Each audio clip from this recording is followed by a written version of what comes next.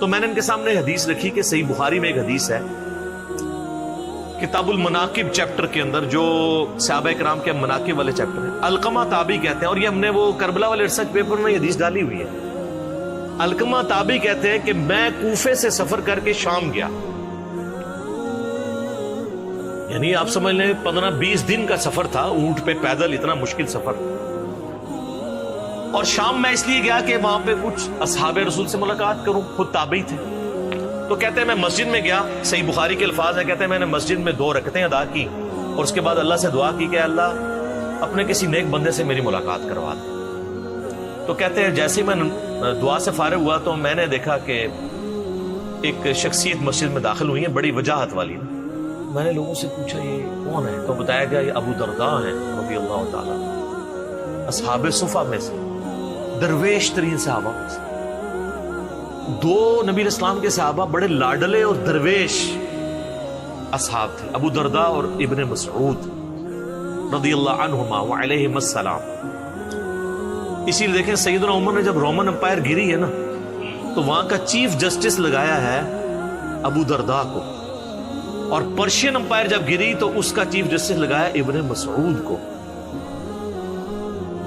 اب محنتیں تو ہوئی ہوئی تھی یرموک میں اور قادسیہ میں، اس محنت کے بعد رعایا تک اسلام کی سچی دعوت پہنچے، اس کے لیے ایسے بندے کی ضرورت تھی جو واقعی نبی اسلام کا تربیت یافتہ ہو، صرف جنگجو نہ ہو۔ تو وہ پھر ابو درداء اور ابن مسعود ہی ہو سکتے تھے، جو نبی اسلام کے ساتھ وقف تھے، مسجد میں ہی رہتے تھے، آپ سے تعلیم حاصل کرتے تھے۔ تو انہوں نے کہا حضرت میں نے تو ابھی بھی اللہ سے دعا کی تھی کہ کسی نیک بندے سے ملاقات ہو، میری دعا قبول ہو گئی، ابو درداء سے میری ملاقات ہو رہی ہے۔ تو آپ دیکھیں آج کل آپ کسی پیر کو، بڑے بندے کو جا کے ملیں اور اس کو بتائیں کہ جی میری بڑی خواہش تھی، تو جناب وہ آسمان پہ اڑنا شروع کر دیتا ہے، الا ماشاء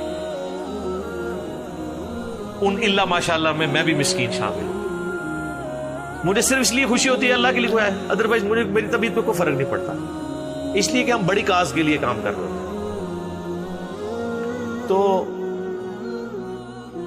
ابو درداء رضی اللہ تعالیٰ نے فرمایا کدھر سے آئے ہو؟ کہا میں کوفہ سے۔ صحیح بخاری کے الفاظ ہیں، ابن سیدنا ابو درداء کہتے ہیں کہ یار وہ کوفے کے اندر ابن مسعود موجود نہیں ہے، صاحب النعلین، جو نبی علیہ السلام کی مبارک جوتیاں سفر و حضر میں اپنے سینے کے ساتھ لگا کے رکھتے تھے، اور ان کا نام پڑ گیا تھا یا صاحب النعلین، یا صاحب النعلین، نبی علیہ السلام کی مبارک جوتیوں والا۔ تو انہوں نے کہا ہاں ہے۔ پھر انہوں نے کہا یار وہاں پر نبی علیہ السلام کے رازدار حذیفہ ابن یمان موجود نہیں ہے؟ کہاں ہے؟ پھر انہوں نے کہا وہاں پر نبی صلی اللہ علیہ وآلہ وسلم نے اپنی مبارک زبان سے جس کے لیے گارنٹی دی تھی کہ اس کی رائے شیطان سے محفوظ ہوگی، ابن سمیہ عمار ابن یاسر نہیں ہے؟ ان کا ہاں ہے۔ تو انہوں نے کہا تم اتنی دور سے اتنے 3 بڑے بندوں کو چھوڑ کے شام میں کیا لینے آئے ہو؟ ہائے ہائے۔ تو یہ امام بخاری نے ان 3 اصحاب کی فضیلت پہ جو چیپٹر باندھا ہے نا، تو یہ حدیث لی ہے۔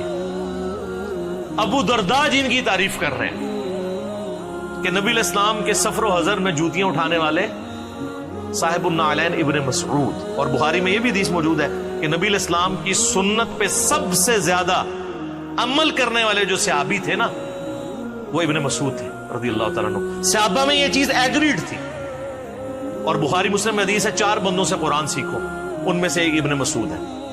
اور بخاری میں حدیث ہے ابن مسعود کہتے ہیں اگر میں جانتا ہوتا مجھ سے زیادہ کوئی قرآن جانتا ہے نا، میں اونٹوں کے جگر جلا کے سفر کرتا اور اس سے جا کے قرآن سیکھتا۔ میں نے 80 صورتیں نبی علیہ السلام کے پیچھے نماز میں کھڑے ہو کے یاد کی ہیں، ڈائریکٹ آپ علیہ السلام کی تلاوت سن کے۔ اچھا یہ کوئی تکبرانہ ان کے الفاظ نہیں تھے، ان کو یہ تھا کہ یار میں نے ایفرٹ پٹ کی ہے اس کام کے۔ آج کل یوٹیوب پہ کلپ آتا تو ان کا نا میں کرتا ہے۔ میری باتوں سے کئی لوگوں کو جواب مل گیا ہوگا، سر جس نے ایفرٹ پٹ کیا وہ بتانا چاہتا ہے، اور اس سے آپ سے کوئی اجر نہیں مانگتا، چندہ نہیں مانگتا، کھال نہیں مانگتا قربانی کی، نہ آپ کی کھال مانگتا ہے۔ تو ابن مسعود رضی اللہ تعالیٰ عنہ اور دوسرا حذیفہ ابن یمان کو آپ علیہ السلام نے 12 منافقوں کے نام بتا دیے تھے جو انہوں نے آگے نہیں بتایا، اس لیے میں بھی آپ کو نہیں بتا سکتا. مجھے صحیح مسلم میں ہے کہ ان کو دوبیلا پھوڑا نکلے گا، بس اتنا ہی. اور تیسرا بندہ کہا کہ شیطان سے اس کی رائے محفوظ ہو، عمار ابن یاسر. اور عمار ابن یاسر تینوں جنگوں میں مولا علی کے ساتھ تھے، جمل، صفین، نہروان کے اندر. تو اسی لیے یعنی وہ پھر حدیث بھی آئی بخاری میں 2812، عمار کو ایک باغی جماعت قتل کرے گی، عمار ان کو اللہ اور جنت کی طرف بلائے گا، وہ جماعت دوزخ کی طرف بلائے گی. تو عمار میں نہیں تھے جی، ہاں نہروان میں نہیں تھے، سوری، وہ تو نہروان سے پہلے صفین میں شہید ہو گئے، جزاک اللہ خیر. تو یعنی وہ رائے میں مولا علی کے ساتھ، تو شیطان سے محفوظ ان کی رائے نبی علیہ السلام نے کہا. ابن مسعود کا نام ہی تھا صاحب النعل. تو ہمارے پاس اوریجنل نالین مبارک تو نہیں ہے، چلے ایک نقش ہے یہاں لگا لیا ہم نے، قریب قریب سنت پہ عمل کر لیا.